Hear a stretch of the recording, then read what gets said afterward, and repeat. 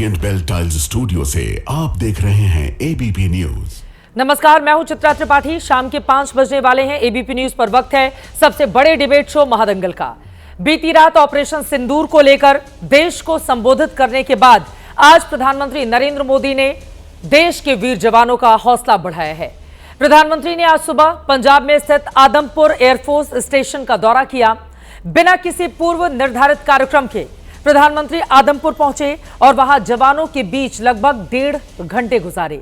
इस दौरान उन्होंने भारत के वायुवीरों की हिम्मत को सैल्यूट किया। साफ कर दिया कि अगर पाकिस्तान ने फिर दुस्साहस दिखाया तो उसका मुंहतोड़ जवाब पूरी तरह से दिया जाएगा। लेकिन प्रधानमंत्री का यह दौरा इस मायने में भी महत्वपूर्ण है कि उन्होंने पाकिस्तान के दुष्प्रचार की पोल खोलकर रख दी। प्रधानमंत्री के आदमपुर दौरे की जो तस्वीरें सामने आई हैं, उनमें S-400 मिसाइल डिफेंस सिस्टम भी दिखाई दे रहा है। यह वही डिफेंस सिस्टम है जिसके बारे में पाकिस्तान ने पूरी दुनिया में झूठ फैलाया था कि हमने उसे बर्बाद कर दिया। लेकिन आज इस तस्वीर ने पाकिस्तान के झूठ की पोल खोलकर रख दी है। पाकिस्तान ने यह भ्रम फैलाया था कि आदमपुर एयरबेस को उसने नुकसान पहुंचाया है, लेकिन आदमपुर का दौरा करके पीएम ने पाकिस्तान के इस झूठ को भी ध्वस्त कर दिया। आज महादंगल में प्रधानमंत्री के आदमपुर दौरे की बात तो होगी ही, साथ ही देश के नाम उनके संबोधन से निकले संदेश की भी चर्चा करेंगे। लेकिन पहले वीर जवानों के बीच पीएम के संबोधन का वो अहम हिस्सा सुनिए।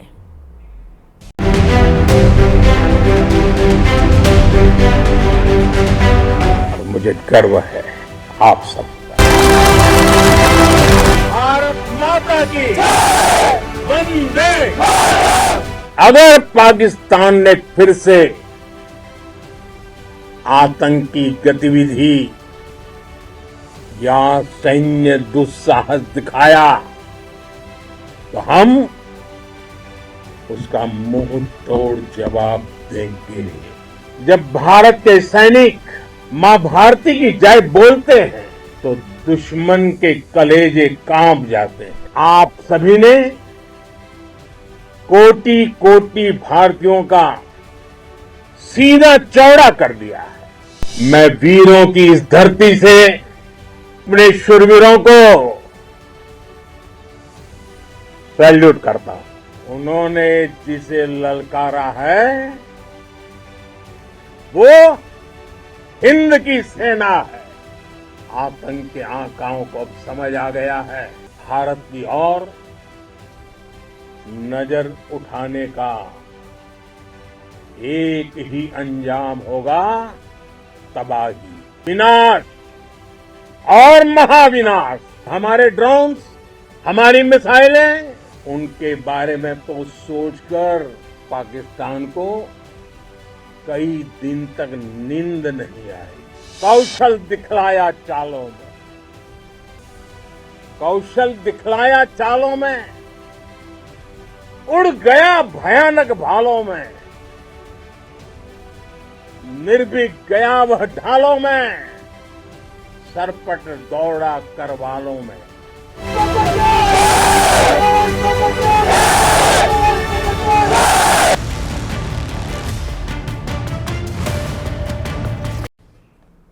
तो अगर भारत की तरफ नजर उठाकर देखोगे तो फिर वो नजरें फोड़ दी जाएंगी, तोड़ दी जाएंगी। पाकिस्तान को जो सबक लगातार प्रधानमंत्री नरेंद्र मोदी अपने शब्दों के जरिए बीते 24 घंटों में सिखा रहे हैं, उसको याद रहेगा और आगे आने वाली पीढ़ियां हिंदुस्तान की तरफ आंख उठाकर देखने की हिम्मत और हिमाकत भी नहीं कर पाएंगी। कई ऐसे सवाल हैं जिसको लेकर बड़ी चर्चा करने वाले हैं, क्योंकि कुछ देर पहले हमारे देश के वीर जवानों की हौसला अफजाई की है प्रधानमंत्री नरेंद्र मोदी ने, और कड़े शब्दों में पाकिस्तान के ऊपर प्रहार भी किया है। खास मेहमानों की मौजूदगी है, उनका तारुफ परिचय आपसे करवा देती हूं। मेजर जनरल जीडी बख्शी जी, रक्षा विशेषज्ञ, इस वक्त हमारे साथ जुड़ चुके हैं। हमारे साथ lieutenant general DP Pandey ji, defence expert, जुड़े हुए हैं। मेजर जनरल विशंबर दयाल जी, रक्षा विशेषज्ञ, हमारे साथ जुड़े हुए हैं। और स्टूडियो में air vice marshal OP Tiwari ji भी आ चुके हैं। सभी का बहुत बहुत स्वागत है। सबसे पहले जीडी बख्शी जी, आपसे शुरुआत करते हुए, प्रधानमंत्री ने बीती रात 8 बजे जो बातें कही और अब से थोड़ी देर पहले जिन शब्दों में जवानों की हौसला अफजाई की है कि भारत की ओर नजर उठाओगे तो फिर आपको सिर्फ और सिर्फ तबाही मिलेगी, क्या है इस पर आपकी प्रतिक्रिया? देखिए, मैं कहना चाहता हूं कि भारत की सशस्त्र सेनाओं ने पाकिस्तान को जड़ से हिला दिया है मात्र 4 दिनों के अंदर, मात्र 4 दिनों के अंदर जड़ से हिला के रख दिया। ठीक है, हमारी इंडिजिनस टेक्नोलॉजी आज दुनिया में एक्लेम हो रही है। हमारा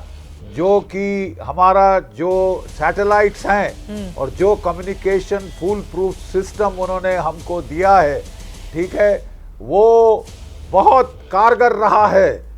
ये पाकिस्तान के बरखिलाफ एक आयरन डोम बनाने में, इंडियन आयरन डोम, जिसमें S-400, जिसमें बराक लॉन्ग रेंज सैम्स, जिसमें मीडियम रेंज सैम्स, जिसमें आकाश 1-2, जिसमें V-SHORAD, जिसमें लीगेसी गन, ये जो पैकेज था, ये अभेद दीवार, एक भी पाकिस्तानी ड्रोन, एक भी Pakistani missile, cruise missile, rocket बिल्कुल पार नहीं कर सका। उनके जो लाशें पर खच्चे हैं वो बिखरे पड़े हैं हमारी अपनी पश्चिम की सीमा में। बिल्कुल हमारी एयरफोर्स ने ना सिर्फ 9 जो पाकिस्तानी जो टेररिस्ट कैंप्स का सत्यानाश किया, बल्कि 11 पाकिस्तान के एयर बेसिस के पर खच्चे उड़ा दिए। और अब तो खबर आ रही है जब पाकिस्तान ने एक फतेह टैक्टिकल मिसाइल फायर किया दिल्ली की तरफ और खबर मिली कि शायद सोच रहा है न्यूक्लियर की, तो अटकल लगाई जा रही है कि हमारे ब्रह्मोस ने पलटवार किया और आज रेडियो एक्टिविटी फोड़ दिए उनके जो न्यूक्लियर स्टोरेज साइट्स थे। रेडियो एक्टिविटी फैल रही है रावलपिंडी और इस्लामाबाद के बीच में, सरगोदा के आसपास। अब पाकिस्तान झूठे आश्वासन देना बंद करे और अपने लोगों की इवैक्यूएशन शुरू करे तो ज्यादा अच्छा रहेगा। ये बड़ी बात प्रधानमंत्री जी ने कह दिया बिल्कुल कि जो जिस न्यूक्लियर कवर के नीचे, मैं 1 मिनट खत्म कर रहा हूं, जिस न्यूक्लियर कवर के नीचे पाकिस्तान आतंकवाद कर रहा था, अब वो चलेगा नहीं, हम नहीं छोड़ेंगे। ये न्यूक्लियर जो गीदड़ भभकी है अब पाकिस्तान को बचा नहीं पाएगी। और हम पाकिस्तान के अंदर जो उनके आका हैं, जो पाकिस्तान के जर्नल जो कि आसिम मुनीर की तरफ से रीथ ले कर रहे थे डेजिग्नेटेड टेररिस्ट की लाशों पर, उनको गार्ड ऑफ ऑनर और मिलिट्री फ्यूनरल दे रहे थे, वो सब जानते हैं कि असली आका कौन है टेरर के। बिल्कुल ठीक है, they will be taken to task और उनके दांत तोड़ दिए जाएंगे। और आज प्रधानमंत्री ने पाकिस्तानी सेना और उसके हुक्मरानों का नाम लेकर हमारे देश की सेना की हौसला अफजाई की है। ये बड़ी बातें आपकी ओर से कही जा रही है। सीज फायर के बाद मैंने देखा था आप काफी ज्यादा निराश और दुखी नजर आ रहे थे, लेकिन अब जो जोश आ गया है आपके अंदर, जीडी बख्शी जी, मैं उस पर आऊंगी, बातचीत करूंगी कि इसका परमानेंट इलाज क्या होना चाहिए। लेकिन जी पार्थ सारथी जी इस वक्त हमारे साथ पूर्व राजनयिक जुड़ चुके हैं, जल्दी से उनकी मैं टिप्पणी ले लेती हूं। प्रधानमंत्री ने आज साफ साफ कहा है कि हम आतंकी हमले का जवाब अपनी शर्तों पर देंगे, हम घर में घुस कर मारेंगे और दुश्मन देश को बचने का मौका तक नहीं देंगे। इसके मतलब मायने किस रूप में निकाले जाएं? पार्थ सारथी जी। देखिए, प्रधानमंत्री ने उनको दुनिया को स्पष्ट कर दिया है कि हम और हमारी नहीं सह पाएंगे इस तरह के अगर आतंकवाद उस पाकिस्तान से आया जाए। तो ये जो संदेश उन्होंने दिया है ये सिर्फ पाकिस्तान के लिए नहीं है, दुनिया के लिए है कि आप इनको चेतावनी दीजिए और आप इनसे दूर रहिए पाकिस्तान से। और हमें ये देखना पड़ेगा कि देखना है कि इस समय पाकिस्तान का हालात उतने अच्छे नहीं हैं। पश्चिमी देश उनको कुछ सहायता नहीं दे रहे हैं, सिर्फ चीन है। और चीन इसलिए ख़तरनाक है क्योंकि चीन के जो नए हथियार आए हैं, जहाँ डिवाइसेस आ रहे हैं, ये काफ़ी महत्वपूर्ण है। और पाकिस्तान को अब शायद सिर्फ चीन पर भरोसा करना पड़ेगा। दूसरे देशों को मैं नहीं समझता हूँ कि उस तरह के सुविधा या सहायता देंगे जो चीन करता रहेगा। तो हमें याद रखना चाहिए कि हालांकि इन घटनाओं से हमने कुछ ज़रूर अंतर्राष्ट्रीय समुदाय ने समझ लिया है कि पाकिस्तान क्या है और कैसे इस्तेमाल करता है टेररिस्ट का। बट ये हमें इसमें बड़े ध्यान रखना चाहिए, ख़ास तौर पर रूस और अमेरिका दोनों को अवगत करके रखना चाहिए। और एक बात फिर समझना चाहिए कि चीन अब हमारे दुश्मनी के ओर में जा रहा है। जिस तरह से उन्होंने सहयोग किया है पाकिस्तान के साथ, इस पर अब स्पष्ट है कि वो हमारे सहयोगी नहीं बन सकते और उनके साथ अगर जो भी संबंध रखते हैं ज़रा सोच समझ कर करना पड़ेगा। बिल्कुल, यानी कि आप ये बता रहे हैं कि हमने पाकिस्तान को तो करारा जवाब दे दिया है, लेकिन जिस तरह की चुनौतियां हिंदुस्तान के सामने अब आकर खड़ी हो गई हैं, हमें पुरानी अपनी जो भी गलतियां रही हों या जो भी सबक और सीख हमें मिले हों उसको लेकर आगे बढ़ना है। लेकिन प्रधानमंत्री ने आगे बढ़ते हुए ये भी कहा है कि भारत ने पाकिस्तान की सेना को धूल चटाई और बाकायदा पाकिस्तानी फौज का उनके शब्दों में जिक्र भी किया गया। उनकी ओर से कहा गया कि जिसने सिंदूर उजाड़ा था हमारी माताओं बहनों का, हमने घर में घुसकर उनको मारा है। और भारत माता की जय को लेकर जो बातें उनकी ओर से कही गई हैं कि हमारी मिसाइलें सनसनाती हुई जब पहुंचती हैं तो दुश्मन देश के भीतर भी और उसके कान में भी सुनाई देता है भारत माता की जय। क्योंकि बहुत सारे प्रोपेगेंडा पाकिस्तान की ओर से अख्तियार किए जा रहे थे, उसके टीवी चैनल पर चलाए जा रहे थे, उसको भी ध्वस्त करना बेहद जरूरी था। पारसारथी जी। हाँ बिल्कुल, जो भी कार्रवाई हमने किया है सिर्फ ज़मीन के पीछे नहीं, लेकिन पाकिस्तान के जो हथियार हैं, जो उनके पोजीशंस हैं, सबको हमने हमला कर ये स्पष्ट कर दिया है कि हमारे पास ज़रूर क्षमता है आप पर नज़र रखे हुए आप पर अटैक करने में। और आपको अब वो समय गए जब आप एक चोट पे मार के सोचते हैं कि आप भारत को नुकसान पहुंचा सकते हैं, लेकिन जवाबी कार्रवाई ऐसे सख्त होगा जो आपको पसंद नहीं करना करता, अब आप सह नहीं सकेंगे। और महत्वपूर्ण बात यह है कि किसने ये प्रक्रिया शुरू किया। पाकिस्तान के जो मिलिट्री ऑपरेशंस के चीफ हैं लेफ्टिनेंट जनरल, उन्होंने हमारे भारत के director general of military alliance उनसे संबंध खोला और उनके बीच उसने फ़ोन करके कहा कि इसको रोकने में हमें बातचीत उन्होंने कहा कि सीज़फायर के लिए बातचीत के लिए हम तैयार हैं। तो सबसे महत्वपूर्ण चीज़ ये है कि पाकिस्तान की सेना के एक मुख्य अधिकारी ने उनके भारतीय से जो उन्हीं के पद पर हैं भारत में मिलिट्री ऑपरेशंस पर, उनसे बात करके ये मांग किया कि बातचीत होनी चाहिए और सीज़फायर होना चाहिए। बिल्कुल, ये बड़ी बात आप कह रहे हैं और खुद प्रधानमंत्री नरेंद्र मोदी ने इस बात का जिक्र कल रात 8 बजे अपने राष्ट्र के नाम संबोधन में किया था। लेफ्टिनेंट जनरल डीपी पांडे जी, मैं फौरन आपके पास आ रही हूँ। स्टूडियो में हमारे साथ air vice marshal OP Tiwari ji हैं। प्रधानमंत्री की ओर से यह भी कहा गया कि भारत की ओर नजर उठाने का एक ही अंजाम होगा और वो होगा तबाही, भारी तबाही। भारत में निर्दोष लोगों का खून बहाने का अंजाम होगा विनाश और महाविनाश। दो टूक संदेश पहुंच गया है पाकिस्तान तक। पाकिस्तान तो अब इरेलेवेंट हो गया। इस संदेश तो उसको भरी बात मालूम है। ये संदेश तो ट्रंप के लिए है, चीन के लिए है, विश्व के सारे फौजों के लिए है कि भारतीय एयरफोर्स और भारतीय डिफेंस फोर्सेस की क्या कैपेबिलिटी है। जिसे 9 स्ट्राइक और 24 missile on target with 100% efficiency achieve किया विदाउट एनी लॉस। ये एक अद्भुत रिकॉर्ड है। अब तो इजराइल एयरफोर्स पायलट्स भी हमारे इंडियन एयरफोर्स पायलट्स की शाबाशी देते हैं और उनसे कुछ सीखना चाहेंगे।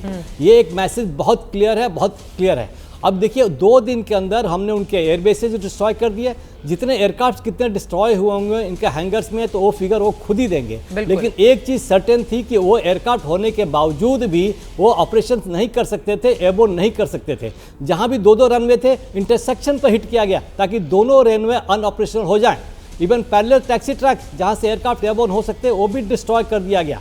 तो इस तरीके से एयरफोर्स को तो न्यूट्रलाइज कर दिया गया। देखिए वॉर का जो फेज होता है, लेफ्टिनेंट जनरल्स बैठे हुए हैं, सबसे पहले उनके एयर पावर को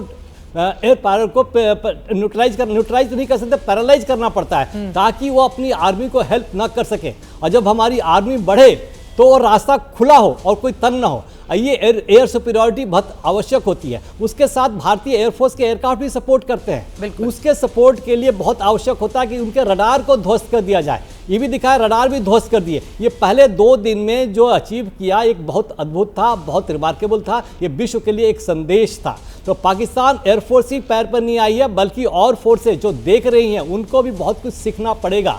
एक चीज और मैं कहना चाहूंगा, कारगिल, यूक्रेन और रशिया वॉर से भी हमने बहुत कुछ सीखा कि ड्रोन को कैसे डिस्ट्रॉय करना है। हमें उम्मीद थी कि 100 के रूप में ड्रोन्स आएंगे और उनके यूएवी जाएंगे, कैसे डिस्ट्रॉय करना। हमने कोई महंगा इक्विपमेंट नहीं यूटिलाइज किया।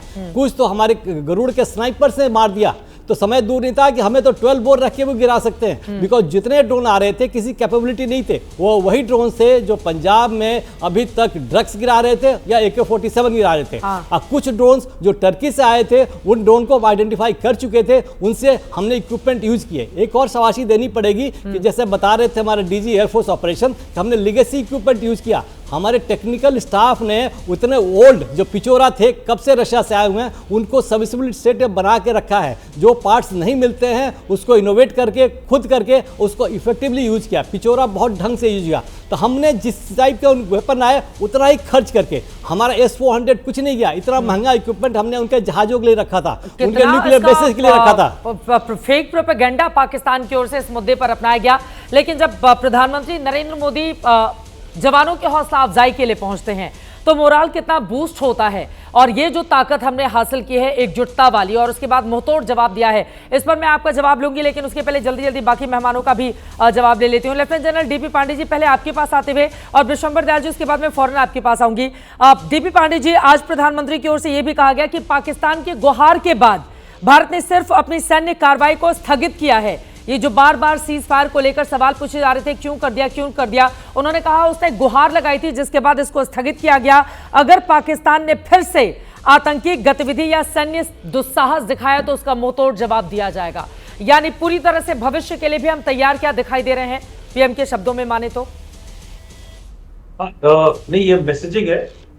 और कल भी बहुत ही एक दुर्भाग्य चीज हुई कि प्रधानमंत्री के भाषण से थोड़े समय पहले ट्रंप ने आकर के एक स्पीच दी छोटी सी, बिल्कुल, और उन्होंने बोला कि कहते हैं ट्रेड के ऊपर हमने इंडिया और पाकिस्तान के लोगों से बातचीत करी कि हम ट्रेड करेंगे। बिल्कुल, ये बड़ा ये जो गवर्नमेंट है और हमारे प्रधानमंत्री हैं सिंबॉलिज्म में माहिर है, ठीक है। तो आप ये जो फोटोग्राफ देख रही हैं जहां पे गए आदमपुर कैंट के अंदर, आदमपुर कैंट के ऊपर भी अटैक आया था और काफी विफल किया गया। तो जब ये जहाज लैंड होता है और वहां पे ये मीटिंग हो रही है और पीछे आप S-400 देख रहे हैं, तो ये बताता है पूरी दुनिया को कि ये सब कुछ सेफ है, पाकिस्तान की अटेम्प्ट फेल हो गई। पहला ये मैसेज है। दूसरा, आज भी और कल भी जो प्रधानमंत्री जी का जो भाषण है उसके अंदर 2-3 चीजें साफ कर दी हैं कि हमारी स्ट्रैटेजिक ऑटोनॉमी है, आप इसमें निरपेक्ष मत कीजिए, आप इसके अंदर कुछ इंटरफेयर मत करिए, हमने जो अपना चलाना है वो चलाना है। और अमेरिका ने गलती से या जानबूझ करके एक पाकिस्तान और इंडिया को वापस हाइफेनेट करने की कोशिश करी, उसको उन्होंने तुरंत डिबंक कर दिया। बिल्कुल, उन्होंने बोला कि भाई हमने talk and terror will not go together, Pakistan और टेरर एक है। तो उन्होंने तुरंत इंडिया पाक को ब्रेक करके पाकिस्तान और टेरर कर दिया। तो जो एक्चुअल इक्वेशन है वो उन्होंने ला करके सबके सामने खड़ा कर दिया। और 2-3 चीजें जो बड़ी बड़ी आज भी बोली और जो कल बोली है कि अगर आपने दोबारा कदम उठाया तो हम ऐसे करेंगे। और उन्होंने पूरा कहानी का जो विवरण है वो बहुत जरूरी था, क्योंकि हर दिन हमारी सरकार और जो स्पोक्स पर्सन थे वो बड़ा साफ साफ बताते थे कि आज का ऑपरेशन हमारा खत्म हो चुका है, टेररिस्ट कैंप तबाह कर दिए, हमारा मुद्दा ये था और इसके आगे हम नहीं बढ़ेंगे, आप अपना तरीका रवैया सुधार लो। बिल्कुल। तो ये जो साइकिल है हर 24 घंटे का वो चलता रहा और ट्रंप ने एक जल्दी में जल्दी अनाउंस करके इस चीज को बिल्कुल ऑफसेट करने की कोशिश करी ताकि वो क्रेडिट दे सके, बिकॉज वो हर जगह फेल हो गए थे। और हमारे भी कुछ लोग हैं जो ये चाहते थे बिलीव करना कि अमेरिका के इंटरफेरेंस के ऊपर ये चीज अचीव हुई है और बिना नाम लिए प्रधानमंत्री ने जो एक आर्टिकुलेशन किया है आज और कल दोनों दिन, उन्होंने बता दिया, अमेरिका को बता दिया, जो इंटरनेशनल ऑर्गेनाइजेशन ने बता दिया कि भाई आप लोग अपना अपना संभालो जो संभालना है। आपको अब तक हम बताते रहे और आप सुन नहीं रहे थे और उन्होंने पूरा सब कुछ डिबंक करके बड़ा क्लियरली ये बता दिया कि हमने जो अपना रास्ता है स्ट्रेटेजिक ऑटोनॉमी का वो हमने चलाना है, हम आपके कहने पे नहीं चलेंगे और अगर हमारे पास टेरर स्ट्राइक हुआ तो इसमें 2-3 बिंदु है। पाकिस्तान को बता दिया बिहेव करो वरना हमने आपको भेजना है, वर्ल्ड को बता दिया कि आप अलग रहो, हमारा और पाकिस्तान टेरर के बीच का मामला है, बिल्कुल हम इसको सॉल्व कर देंगे। तो ये सब कई चीजें हैं जो इसके अंदर आप कल का जो भाषण है और आज का जो विजिट है ये बड़ा अहम है बताने के लिए पूरी वर्ल्ड को कि ये फेक न्यूज चल रहा था कि हमने वहां पे टारगेट किया है, हमारे भी जगह पे टारगेट हुआ, ये आदमपुर कैंट में है, आप देख सकते हैं सब कुछ ठीक ठाक है। It's a very very big signal. But last में आई थिंक जो एक समअप करा उन्होंने सिंदूर का नाम लेकर के, हमारी देश की जनता और दुनिया बार बार ये भूल जाती है ये जो लड़ाई है वो टेरर की लड़ाई है, वो देश टू देश की लड़ाई नहीं है, ठीक है। और हमको इस टेरर की लड़ाई में की वजह से हमने ये ऑपरेशन किया। हमारा देश रिस्पॉन्सिबल देश है, हम वॉर नहीं चाहते, बिल्कुल। मगर अगर आप हमें पुश करोगे तो आज का जो समय है लड़ाई का नहीं है मगर टेरर का भी नहीं, बिल्कुल। और ये बड़ा उन्होंने गैप कर दिया जो कई दिनों से ये चल रहा था कि हम कहते हैं न्यूक्लियर स्ट्राइक का एक बोगी था, उस बोगी को उन्होंने कल बहुत अच्छी तरह से तोड़ दिया है और ये पूरा एरिया भी खुल गया है, बिल्कुल, कि तुम कुछ भी करोगे हम न्यूक्लियर की परवाह नहीं करेंगे, हमने आपके घर के अंदर घुस के मारना है। जम्मू कश्मीर से हट करके पूरा पाकिस्तान और पूरी पाकिस्तान की डेप्थ तुम कहीं भी होगे, जो मैं कल भी बता रहा था, मैं दोबारा बता रहा था, we will strike at will is the message ही इज गिवन। ये बिल्कुल बड़ी बात आपकी ओर से कही गई है और इसी को आगे बढ़ाते हुए major general Bishambar Dayal ji, sorry मैं आपके पास लेट से आ रही हूं, प्रधानमंत्री ने कहा ये जो न्यूक्लियर ब्लैकमेलिंग है ना ये अब नहीं चलने वाली है और पाकिस्तान के साथ दुनिया सुन ले कि अगर बातचीत होगी तो वो सिर्फ पीओके या फिर आतंकवाद के मुद्दे पर ही होगी और अभी इसको ऑपरेशन सिंदूर को स्थगित किया गया है, होल्ड किया गया है, कोई ये नहीं समझे कि ये खत्म हो गया है। इसके जरिए भी क्या एक बड़ा संदेश पहुंच गया है पाकिस्तान।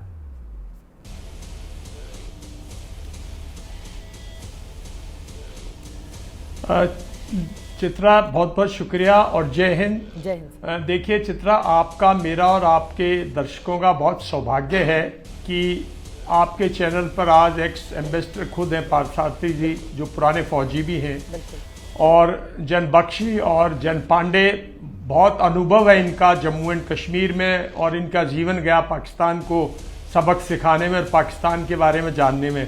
तो मैं और आप तो आज सीखने के लिए हैं और बाकी लोग भी, और ऑफ कोर्स हमारे पास एयरफोर्स एक्सपर्ट भी हैं। तो मेरा सिर्फ इतना कहना है कि देखिए लड़ाई अभी जारी है, स्थगित भी मैं तो नहीं मानता, लड़ाई जारी है, क्योंकि देखिए दुश्मन, बड़ा दुश्मन तो चाइना है, राइट, और वो रहेगा। ये सारा का सारा खेल कहीं ना कहीं चाइना पीछे से खेलता रहा है और वो इसका पूरा का पूरा भागी है। तो वो भी देख रहा है कि भाई हमने क्या इस्तेमाल किया, क्या नहीं इस्तेमाल किया, क्या हमारी कैपेबिलिटीज़ हैं, क्या हमारी खामियां हैं। तो वो हमारा दुश्मन है, इसमें हमें कोई शक नहीं होना चाहिए। और देखिए जो असली अभी जो जैश ए मोहम्मद का चीफ, लश्कर तैयबा का चीफ, हिजबुल मुजाहिदीन का चीफ, अभी भी वो कहीं ना कहीं सांप की तरह घुसे हुए हैं। तो ऐसा नहीं है कि हमारी लड़ाई जारी नहीं है, हमारी लड़ाई जारी है। मैं मुद्दे पर आता हूं कि अगर हमारी लड़ाई जारी है तो देश को बड़ा सतर्क रहने की जरूरत है, क्योंकि प्रधानमंत्री ने कल बहुत अच्छी मैसेजिंग की कि ब्लैकमेल नहीं चलेगा, जो न्यूक्लियर ब्लैकमेल है वो नहीं चलेगा। और मेरे जैसे फौजी तो पिछले बहुत दिन से कह रहे हैं कि ये ब्लैकमेल न्यूक्लियर जो है ये एक बवंडर है। जो दुनिया में जो लोग हैं ना, जो दुनिया में यूएन के अराउंड जो बड़े बड़े डिप्लोमेट हैं, हमारे यहाँ भी कुछ बुद्धिजीवी हैं जो बार बार इससे डराते हैं, इससे फियर मॉन्गरिंग करते हैं हमारे देश में, हमारे पॉलिसी मेकर्स में, हमारे डिसीजन मेकर्स पे इफेक्ट पड़ता है। लेकिन हम तो बहुत दिन से कह रहे हैं कि इसकी कोई अहमियत नहीं है। पाकिस्तान की पाकिस्तान की जो कैपेबिलिटी है वो भी कितनी है, वो किस तरह से यूज करेगा, हम उसको उससे पहले डिस्ट्रॉय कर देंगे, उसके मीन्स को, ट्रांसपोर्टेशन मीन्स को, बहुत कुछ है, बहुत ऑप्शंस है। हमारी एयर डिफेंस इतनी स्ट्रांग है कि पूछो मत, जब से S-400 खासकर आया है।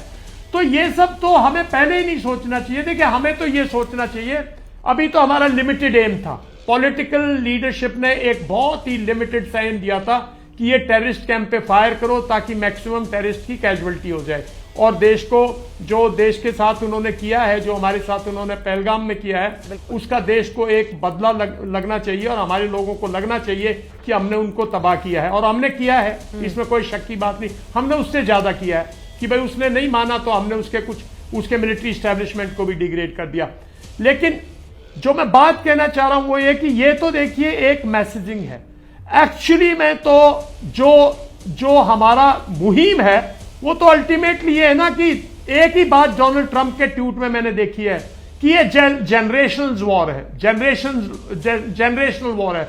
हमारी दो पीढ़ियां, जनरल बख्शी के सीओबी, जनरल पांडे के सीओ और उनके सीओबी, मेरे कमांडिंग ऑफिसर वो भी, और इसी तरह हमारे पेरेंट्स और उनके पेरेंट्स इसको झेल चुके हैं, इस पाकिस्तान के दर्द को, राइट। और जो इसकी न्यूसेंस है उसको झेल चुके हैं।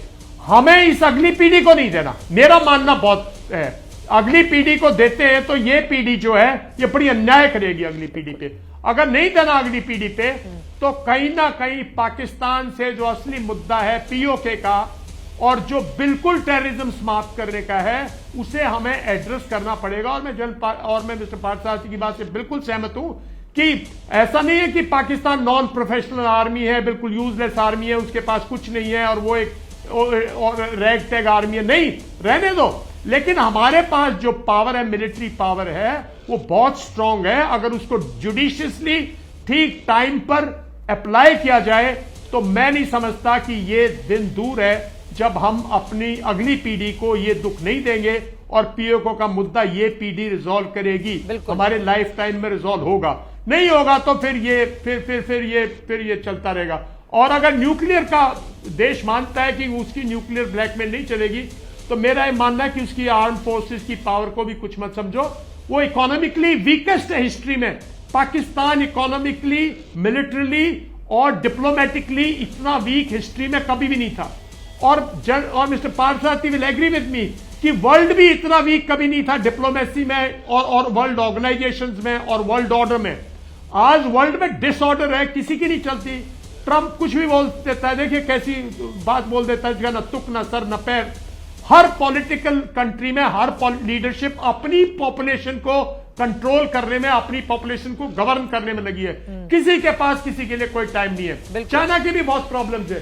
World is in the weakest state, world order, world diplomacy is at the weakest, world organisations are defunct, Pakistan is weak. I am of the opinion that today or tomorrow let's find a window to sort out Pakistan once for all। एक बार पाकिस्तान को once for all सबक सिखा के PoK का मुद्दा खत्म करो। अगर हम पार्लियामेंट में कह चुके, अगर नरसिम्हा राव की सरकार ने पार्लियामेंट में कहा कि हम और ने पास किया कि ये हमारा है पीओके, और फिर प्रेसिडेंट होम मिनिस्टर ने बोला कि भाई हम पीओके लेके रहेंगे, तो लो यार, अब लो लेने का टाइम ये है, इसके बाद टाइम नहीं आएगा। मैं आपको लिख देता हूं, 2 साल बाद ये मौका फिर नहीं आएगा।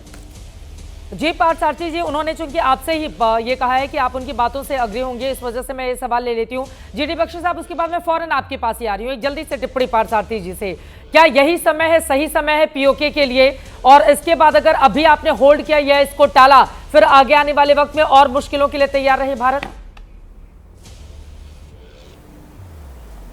देखिए, एक चीज मैं कहता हूं, जो ये प्रेसिडेंट ट्रंप है, इन पर भरोसा मत करो। बिल्कुल। ये किस दिशा में चलेंगे कोई नहीं जानता। और दूसरी बात ये कि अमेरिका का सहयोग चाहिए, तो आप अपनी जो रणनीति अपनाते हैं, हाँ उनको खुश रखो, लेकिन उन पर भरोसा ना करो।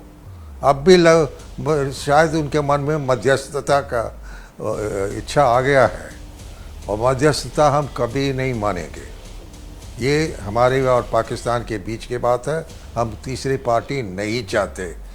कैसे आप ये संदेश इनको भेजेंगे वो देखना पड़ेगा। जो जयशंकर हैं, दूसरे हैं, दोवल हैं, ये सब जानते हैं। लेकिन मेरी राय ये है, और मैं अमेरिका में भी रह चुका हूँ, रूस में भी, इन पर भरोसा करना कोई अमेरिकन भी नहीं करता।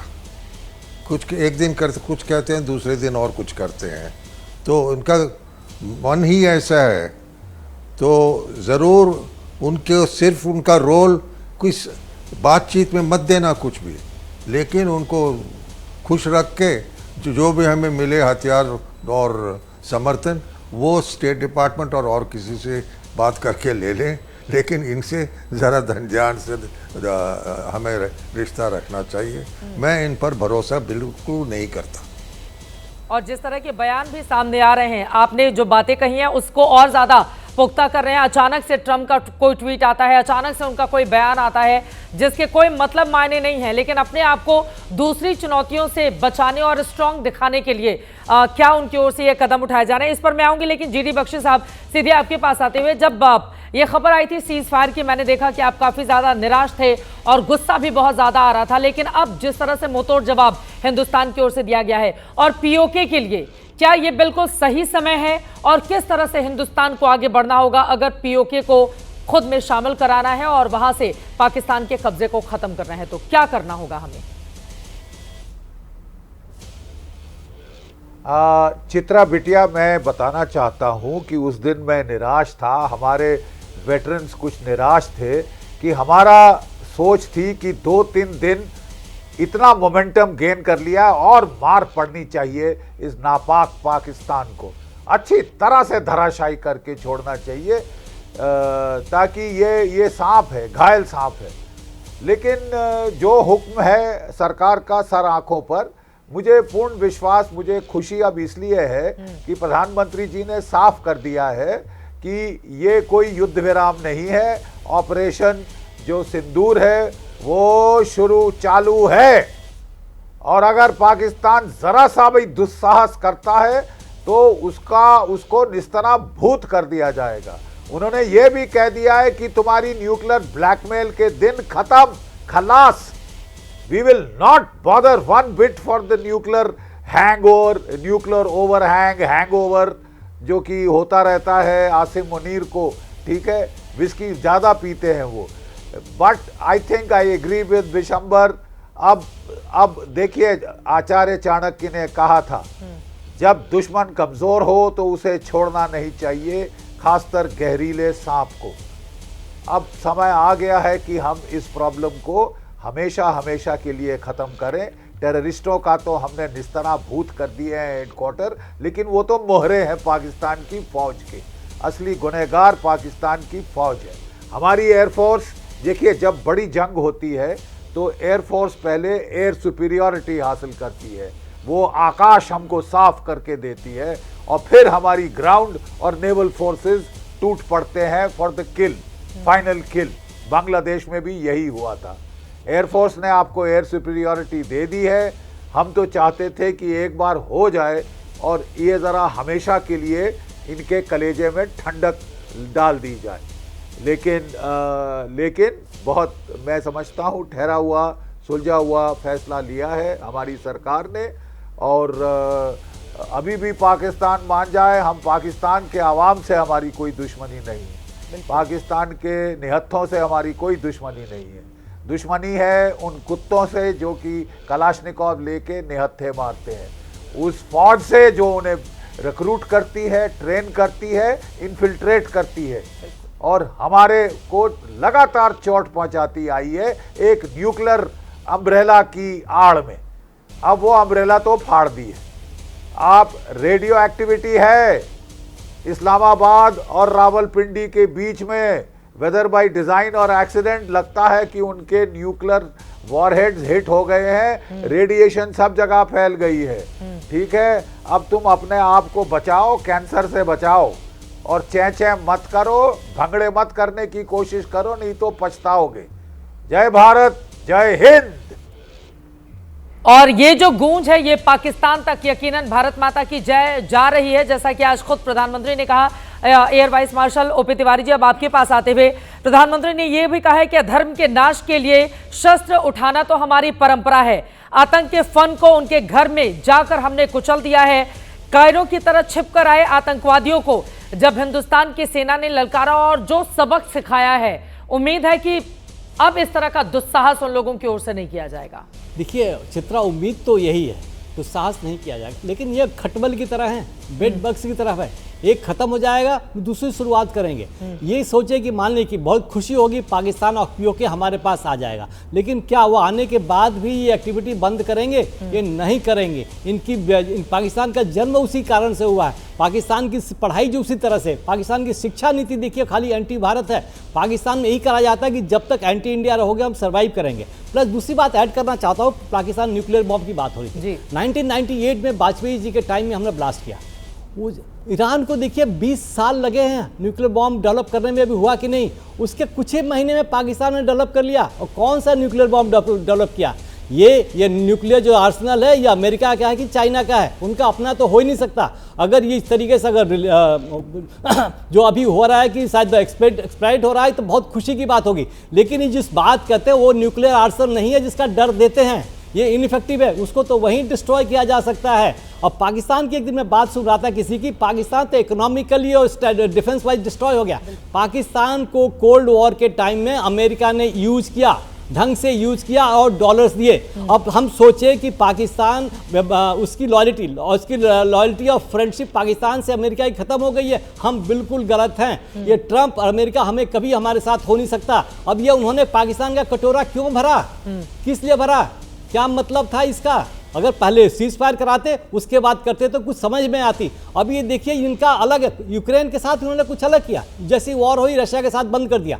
अब जब पाकिस्तान ने टेररिस्ट एक्ट किया तो उसको कुछ बैन्स लगाने के लिए सैंक्शन नहीं लगाया, बल्कि उनको दे दिया। कि इसकी क्या नीति है ये हमें समझना पड़ेगा। हमें 1971 की तरफ जाना पड़ेगा कि जब हम बांग्लादेश की तरफ जा रहे थे तब इन्होंने 7th फ्लीट भेजा था बे ऑफ बंगाल में, यूके की आगे थी अरेबियन सी में। तब लेकिन हमारा जोश देखिए, उस समय भी हमारे डिफेंस मिनिस्टर थे जगजीवन राम ने यह भाषण दिया था तलवार निकाल के, कोई भी आ जाए हम लड़ेंगे। लेकिन वो स्थिति खत्म हो गई है। हम अब बहुत ज्यादा मजबूत हैं, बहुत मजबूत हैं। लेकिन हमारी कोशिश सिर्फ यही है कि जिस पॉइंट से टेररिस्ट घुस रहे हैं, उसको आतंकवाद को जहां से घुस रहे हैं उसको इलेक्ट्रॉनिकली कहो या सिस्टमेटिकली कहो, स्ट्रेटेजिकली कहो, उसको प्लग इन करना पड़ेगा। और ये नहीं होना चाहिए कितने घुस गए हैं, अब हम ढूंढ रहे हैं कहां पर है, उनको वहीं प्लग इन करना पड़ेगा। हमें इंटरनल सिस्टम हमें स्ट्रांग करना पड़ेगा ताकि पकड़ सके। स्ट्राइक करने की बात है, भविष्य में जब जरूरत पड़ेगी हम स्ट्राइक करेंगे। लेकिन हमें जो कश्मीर का पोस्ट है, करना चाहिए कि आतंकवादी आए, हमारे लोगों को मार गिराएं और उसके बाद हम स्ट्राइक करें। हमें पहले से ही आतंकवादी जहां कहीं और हमें सूचना मिले, पहले से उन्हें खत्म किया जाना होगा। आप ये कह रहे हैं प्रोएक्टिव। और ऑपरेशन सिंदूर अपने सिटीजन के बीच हमेशा चालू रखना पड़ेगा।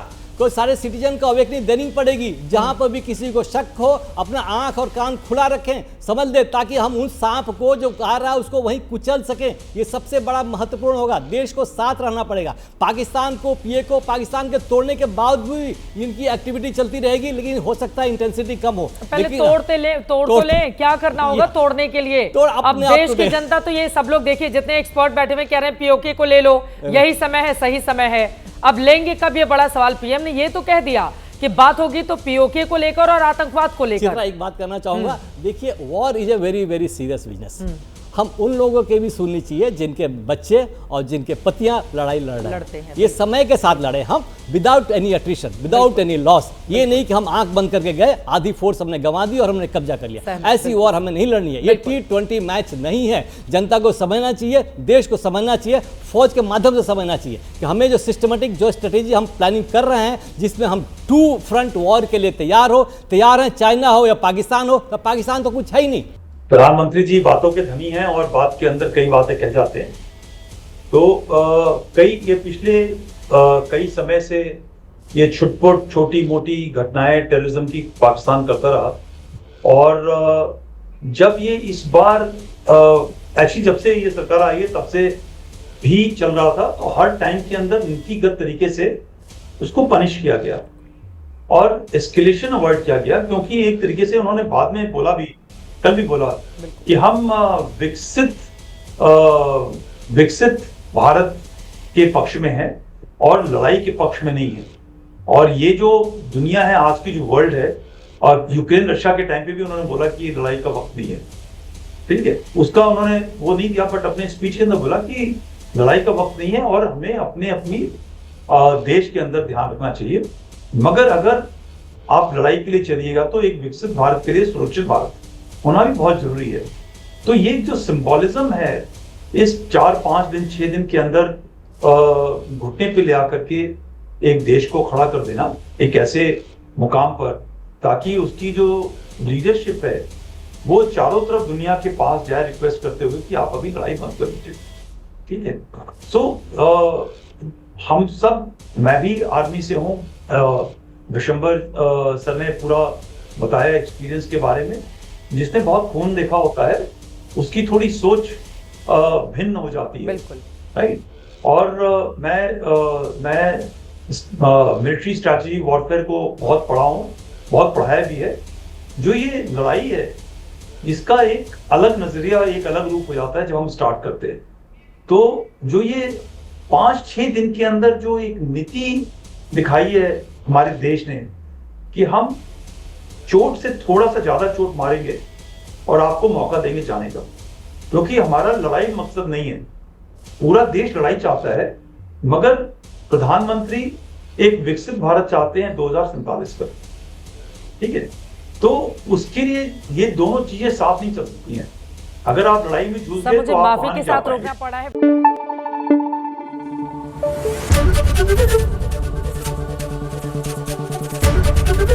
एबीपी न्यूज आपको रखे आगे।